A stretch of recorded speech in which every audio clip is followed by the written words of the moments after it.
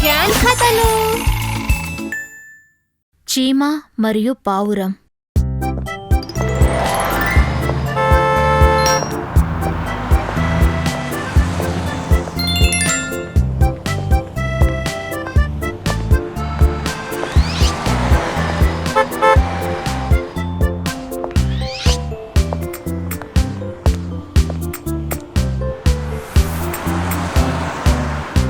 సహాయం చేసినందుకు చాలా థ్యాంక్స్.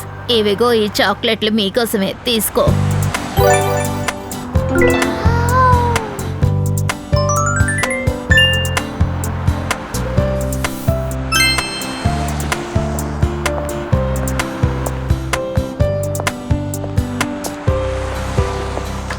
చూసావు కదా మింటూ, మనం చేసే చిన్న సహాయం ఇతరులకు ఎంత అవసరమో. అవును, నిజమే.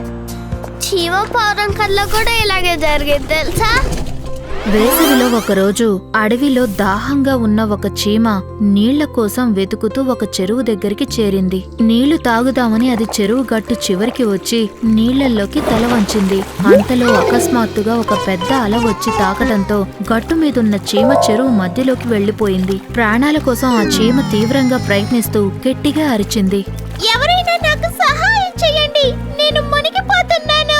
ఆ చెరువుగట్టు దగ్గరున్న చెట్టు మీద కూర్చున్న పావురం ఆ చీమ అరుపులు వినింది. చీమ పరిస్థితి చూసి దానికి జాలేసింది. వెంటనే అది చీమకు సహాయం చేయడానికి సిద్ధమైంది. చెట్టు నుంచి కొన్ని ఆకులు తుంచి చీమ దగ్గరలో వేసింది. అదృష్టవశాత్తు చీమ వెంటనే ఆ ఆకు మీదకి చేరుకుని ఆ ఆకు సహాయంతో సురక్షితంగా ఒడ్డుకి చేరుకుంది. దేవుడి దయ వల్ల నేను బతికాను. తనకు సహాయం చేసిన పావురానికి కృతజ్ఞతలు చెప్పాలనే ఆలోచనతో పావురం కూర్చున్న ఆ చెట్టు వైపుగా చీమ బయలుదేరింది. కొన్ని అడుగులు వేయగానే ఒక వేటగాడు పావురానికి గురిపెట్టడం గమనించింది. పావురం ఆ సంగతి గమనించలేదు. దాంతో ఆ చీమ క్షణం కూడా ఆలస్యం చేయకుండా వేగంగా వెళ్లి ఆ వేటగాడి కాలు కొరికేసింది. కాలు మీద చురుక్కుమనటంతో వేటగాడి గురి చెదిరింది.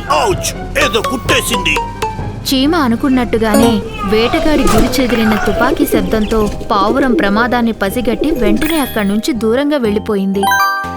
పావురం దయాగుణం చీమ జీవితాన్ని కాపాడింది. దాని కృతజ్ఞతగా చీమ వేటగాడి గురి నుంచి పావురాన్ని కాపాడింది. ఇప్పుడు నాకు నువ్వు కొన్ని చాక్లెట్స్ ఇస్తే చాలా బాగుంటుంది.